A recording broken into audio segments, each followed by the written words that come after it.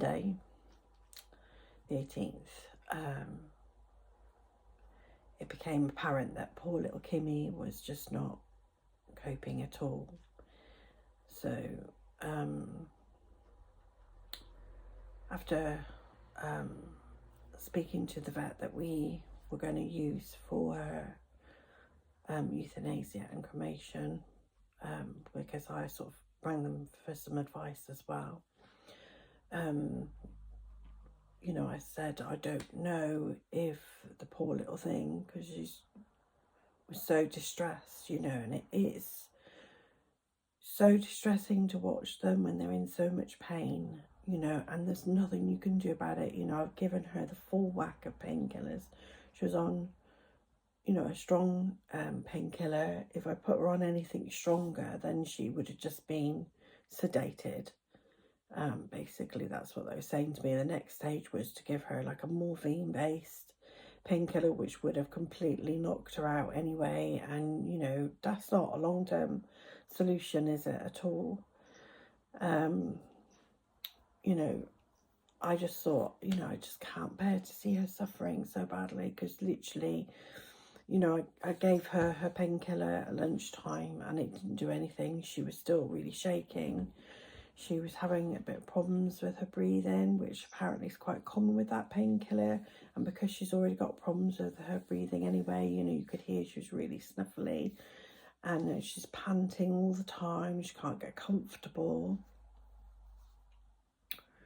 I mean, it just felt really cruel because, you know, she's suffering, and who am I doing it for? Because it's not for her, is it? Like, although, you know, if the painkillers worked, it would be an entirely different thing altogether. But unfortunately, you know, it wasn't working. And her little face, you know, she's really wide-eyed and really panting, and you could see the distress in her face because she didn't know what's going on.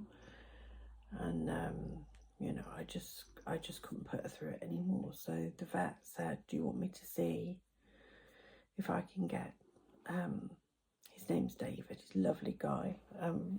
We used Cloud9 Vets again. They arrange everything. It's a gentle at home euthanasia. Kimmy was born here because I owned her mum, and I've still got her brother X, and so, you know, I wanted her to die here really. And we had thought about having her done at the veterinary. It would have been half the price, but at the end of the day, you know, I just wanted her to have the best. So David did come at 4 o'clock Sunday afternoon, and I had her on my lap and she went to sleep. Because they always sedate them as well. So she went to sleep, she's snoring her little head off, and I got to hold her and kiss her and love her.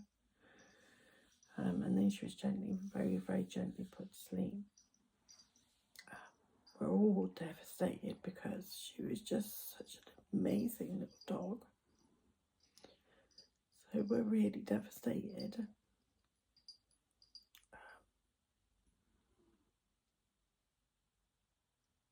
My husband said something yesterday about grief is 60% loss and 40% habit, because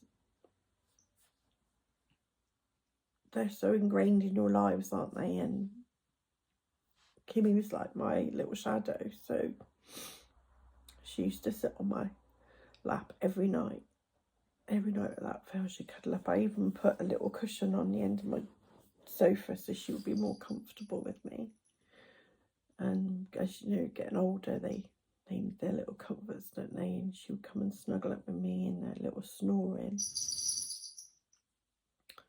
And even in my bedroom, she's got her little bed was by my bedside table, and because she liked to be near me.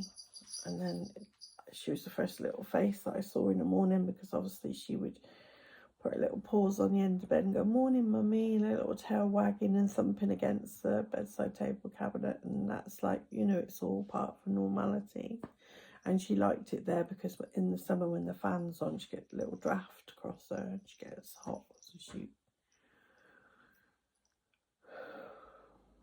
So yeah, there is a lot of habit, isn't there, I suppose. We're so used to that habit of certain things that they do, and like when you go for a walk with them, although that's been difficult lately with my knees, but I have, tried to keep taking them. She's literally like a little limpet, she's very much like her mum like that. She would like snuffle and sniff everything. And so she was always with me, and the other dogs would be running off and running around in circles and playing with balls and everything. And she would always be near me, or like sometimes even right behind me. And I'd have to constantly stop and go, "Where are you?"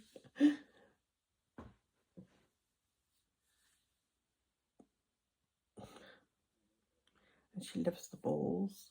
She's got these little balls that she loves chewing, and she always grabs a ball, trots into the kitchen for dinner time. She'd sit in the bed with her little ball going nom nom nom nom on the ball while she waits.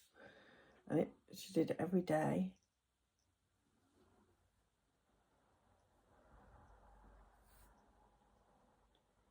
And she's a woofer, she's our little woofer. So the house is so quiet. It feels really strange. I mean, the other three, they are woofing, but it's just not the same at all, because she was like, drove the woofing a bit like Phoebe, really. So, yeah. I just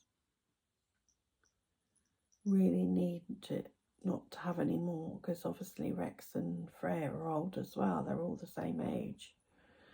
And they both had health checks and they come back clean, because Freya did have some lumps. We had them tested and they're fine.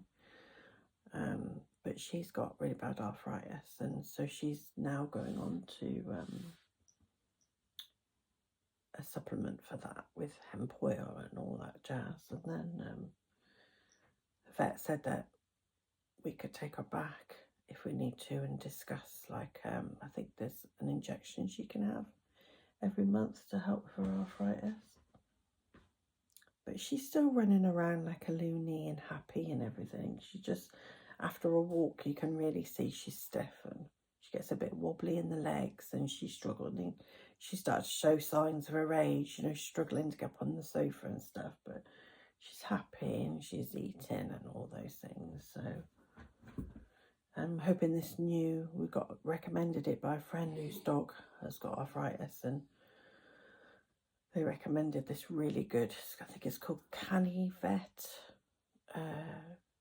Joint Care something, but it's got like green lip muscle, it's got like 50% more than most and stuff like that. And I spoke to one of their rep guys, and he suggested for the first month to give her double the dose, because she's got arthritis already. So it's not a case of being, it's just so you can get a good old stamp on it and then put her on the maintenance of one a day after that. So that's what we're going to do. And because Rex is old, although he's not shown any signs of arthritis at the moment, out of all of them, he's the one that runs around and is, never shown any signs of being lame or anything like that. But just as a preventative, we're going to put him on it as well, because he is old as well. He's 13 as well.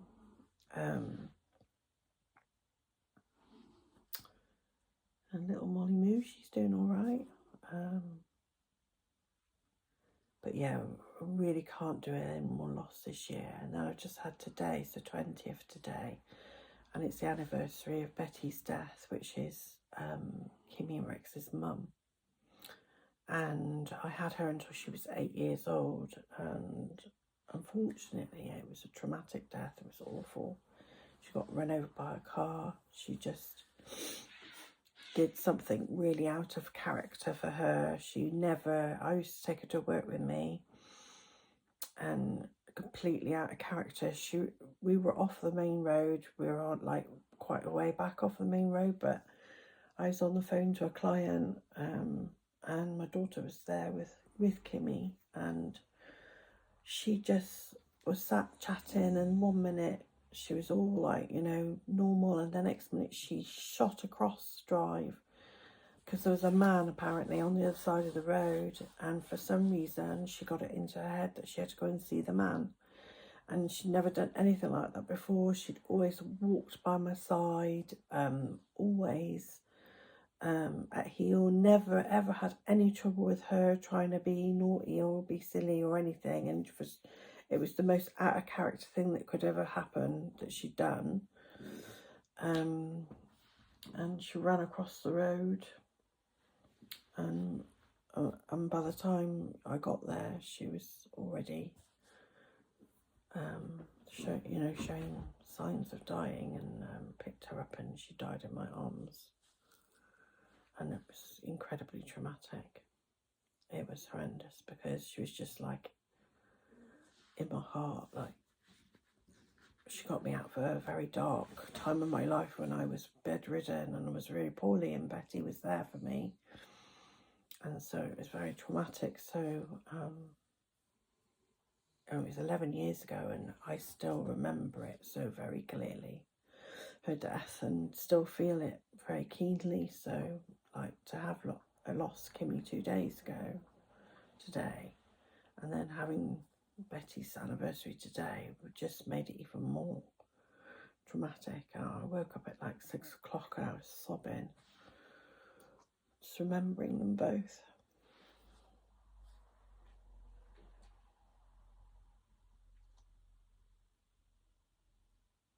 Anyway,